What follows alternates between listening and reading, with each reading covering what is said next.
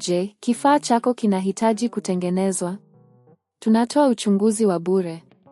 Bila simu au safari, tunachukua kutoka mlangoni mwako na kurudisha.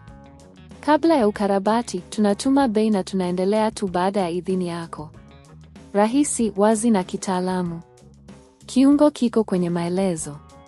Katika mwongo huu wa kiufundi, tutaanza kwa kuelezea vifaa unavyohitaji ili kubadilisha paneli.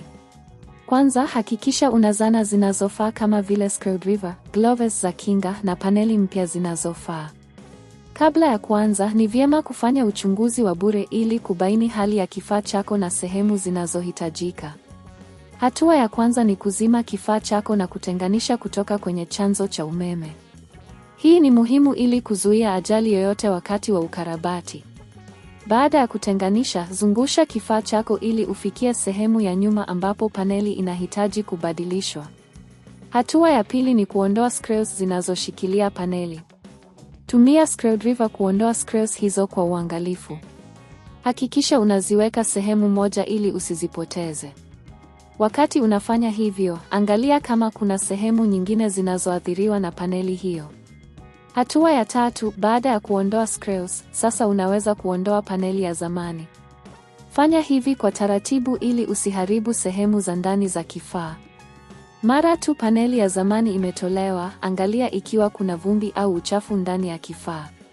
Ni vyema kusafisha eneo hilo kwa kutumia brashi ya laini au kompresor ya hewa. Hatua ya 4, sasa ni wakati wa kuweka paneli mpya. Hakikisha paneli unayoweka ni ya aina sawa na ile uliotoa. Weka paneli mpya mahala pake na uhakikishe inakaa vizuri. Kisha, reinstall screws ambazo uliondoa awali ili kuhakikisha paneli inashikilia vizuri. Hatua ya 5, kabla ya kuunganisha kifaa chako tena, ni vyema kufanya ukaguzi wa mwisho. Angalia ikiwa kila kitu kiko katika hali nzuri na hakuna screws zilizobaki. Hatua ya mwisho, ungana kifaa chako na chanzo cha umeme. Wakati unafungua kifaa, angalia kama paneli mpya inafanya kazi vizuri. Ikiwa kuna matatizo yoyote, ni bora kuwasiliana na mtaalamu ili kupata msaada. Kumbuka, huduma ya kuchukua nyumbani inapatikana ikiwa unahitaji msaada wa kitaalamu. Bei za huduma hizi zinaweza kutofautiana, hivyo ni vyema kufanya utafiti kabla ya kuamua kumwajiri mtaalamu. Kwa jumla, kubadilisha paneli ni mchakato rahisi ikiwa utafuata hatua hizi kwa makini. Je, kifaa chako kinahitaji kutengenezwa? Tunatoa uchunguzi wa bure.